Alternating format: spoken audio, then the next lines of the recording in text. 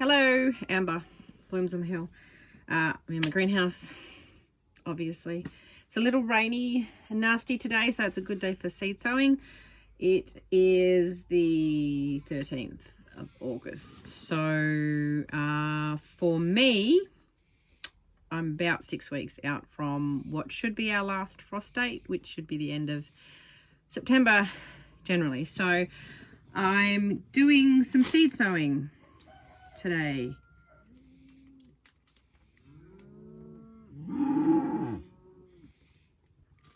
Anyway, seed sowing. I don't normally sow more successions of spring flowers at this time of the year. So I do all my spring sowing normally in autumn, and then they overwinter out there in the garden. I've got some stuff that was sown later because I did lots of successions of things, something I don't sort of normally do. I'm sort of trying to get better at it.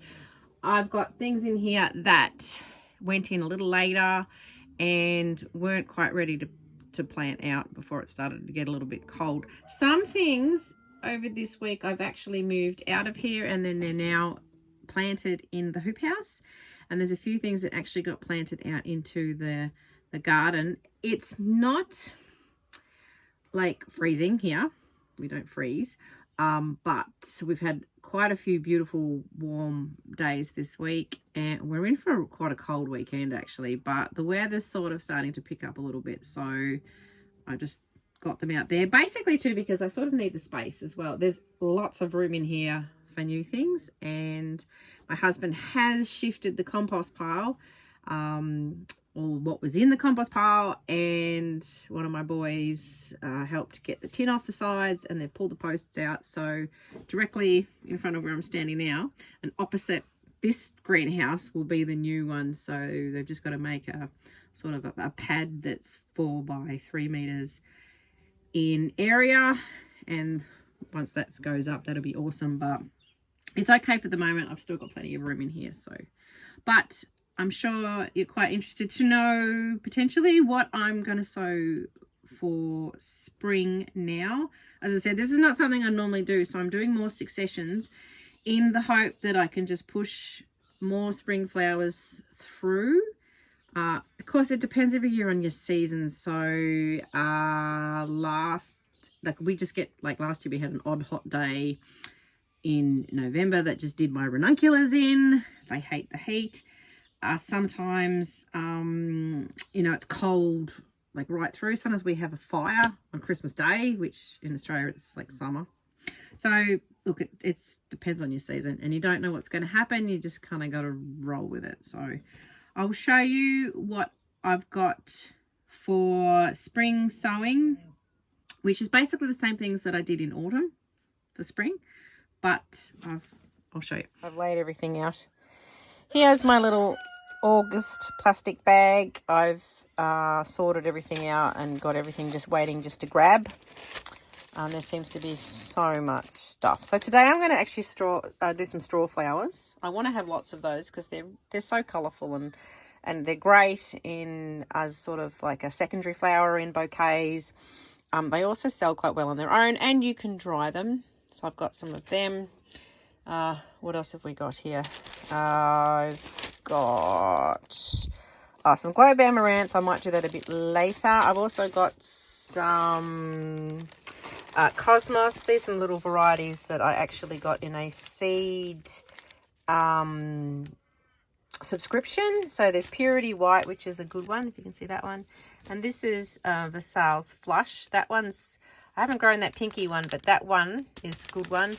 And there's a few other different ones in here. I don't really want to have to buy too much cosmos. There's not many, not a heap of seeds in each one, but you don't need a lot of cosmos, to be honest. So I'll probably just stick with what I've got.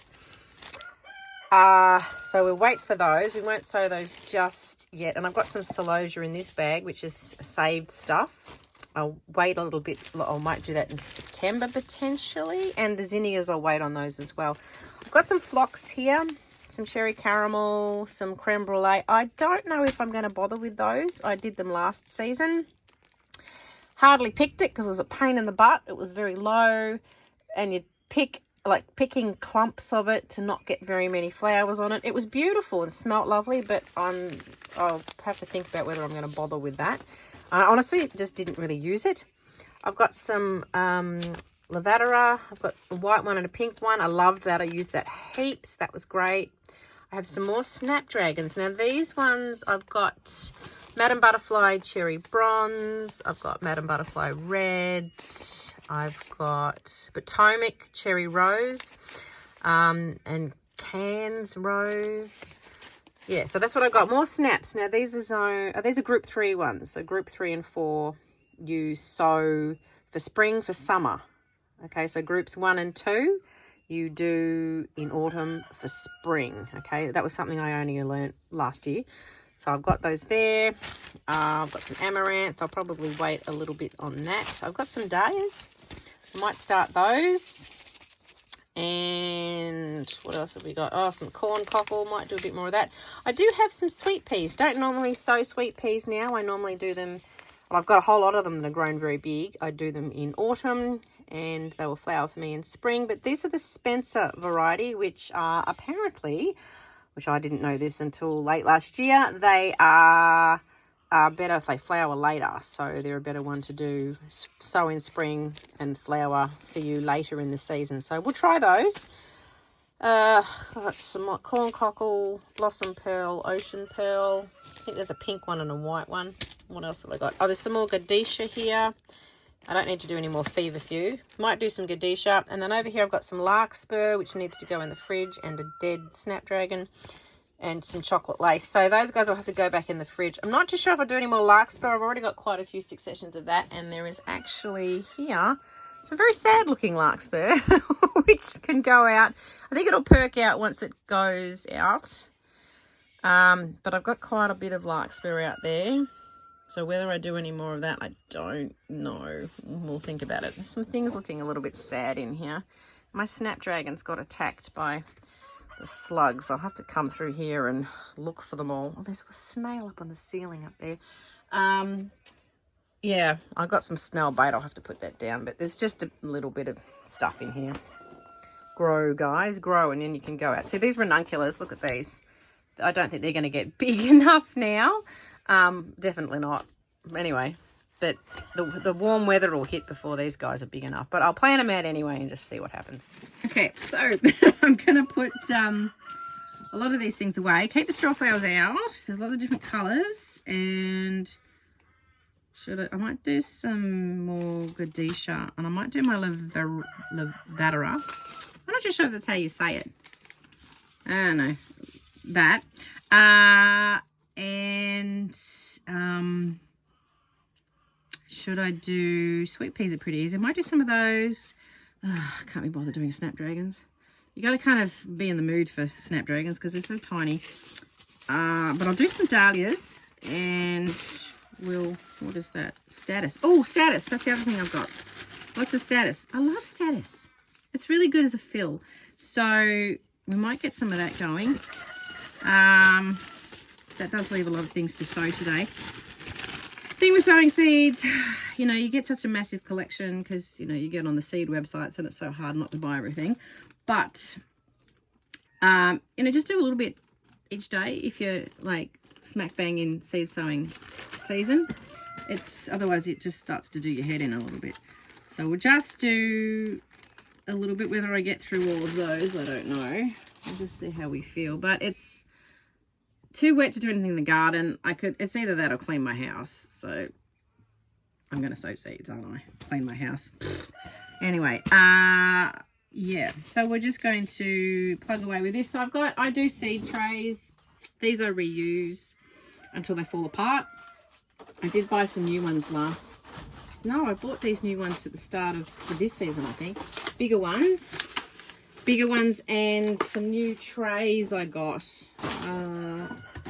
So like trays where the water won't run through. And these I got from some website that was a horticultural joint. So these are good. I quite like these. A lot of people soil block. I know that's a bit of a thing in America. I know some people who do it here in Australia. I've never tried it. So maybe once all these things, you know, die, I might try it. It's just sort of another thing though. I don't feel the pressure to soil block if you don't really want to. These work fine. And I find transplanting things that they say that don't transplant well, that don't like root disturbance, things like zinnias, nigella, I never have any problem. I just pull them out and whack them in, and they don't get upset. I don't know what it is, but they don't, for me. I haven't had problem with that. So I'm not too worried about shifting things out of seed trays.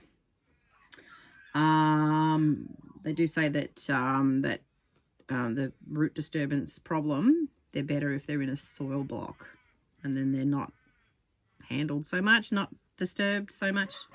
Anyway, so I'm going to get my seed raising mix and my seeds and get going. Right, I'm just going to fill this up. Having a conveyor belt type system can be handy when you're doing seed sowing. If you've got kids, even if you've got little kids, they would be able to put some seed raising mix in these for you, and then have them all ready, because that kind of slows you down.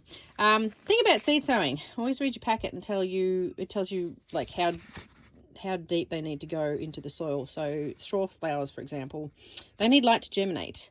So this means that they do need to be on the top, and just I always very gently just give them a little mix in with the soil on the top, so that they are virtually still showing with only a tiniest little bit of soil touching them.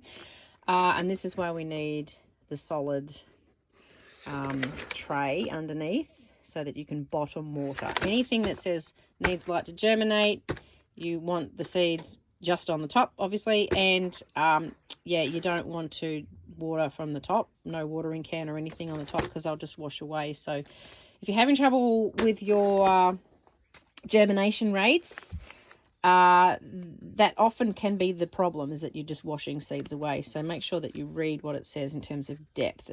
It's always there on the back for you. Okay, now talking about that, sowing things on the top. Sometimes things need total darkness to germinate, like phlox, for example. Larkspur's the same. Those two seeds particularly, I actually cover them with either another tray. I sow the seeds and cover the tray up, or put a cardboard box on. I mean, it sounds completely against what you would normally go with, but it works. I've never had success with larkspur until I tried that, and it was pretty good. So if I say larkspur, obviously it means that they want enough soil over it, but obviously still a bit of light can creep in. So that's hence the box. And of course, once they germinate and pop through the soil, take away your lid. So that's, yeah, I guess that was something I never knew, and that was really, really handy. Generally, like the smaller the seed, the closer it needs to be to the surface. So you'll tend to find that. So when in doubt, maybe go a little bit less deep if it's teeny tiny. I don't think I'll do snapdragons today. I'm not sure. I don't have my glasses here. That's the only problem. Can't see. Right, I've done some straw flowers. They're just scattered on the top, and I always drop many, so there's more than there should be in each cell. This has got cranberry ones and some bright rose ones, and I've got lots of different colors, so we'll do a few different trays. Don't forget to label. Okay, label. I brought my texter out. Don't leave your texter in the greenhouse either, because it gets too hot and it kills it. So yeah, always label what you've put in there, and like you'll know once things start to grow, but it's more for sort of when you're watering. I don't want to be overhead watering these, so I'm just going to you know, put a little bit of soil around them, not too much, just a little, because I want them to pop up. Yeah, so I'll do that with all of them and label them. So I'll keep going with this. If you are interested in what I'm going to be sowing for summer seeds, there'll be the cosmos and the zinnias. We've got the globe amaranth, so those things that I've got here.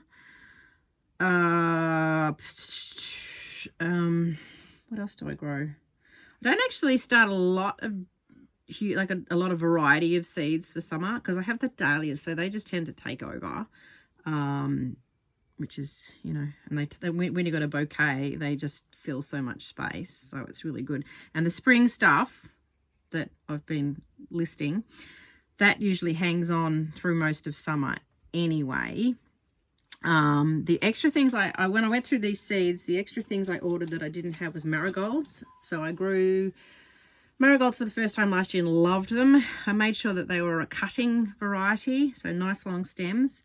The ones I've ordered again, the African Savannah, a beautiful orange marigold, lovely and fluffy. The stems are about 90 centimeters, so they were really tall. They're not frost tolerant, so I'm not stressed that the seeds haven't arrived yet. I won't start those actually, probably next month, but they were really good, and they actually sold well at the bakery too. I had just bunches of marigolds and they went. I was a little surprised because sort of, you know, well, people are going to like orange, but they did. They're cheerful. And because I got a bit of a smell about them that's, you know, I think you'd either love it or hate it. Like it's a bit like that sort of a feverfew kind of a smell. So anyway, marigolds and sunflowers I also ordered. I've still got some sunflowers, but I want to have lots.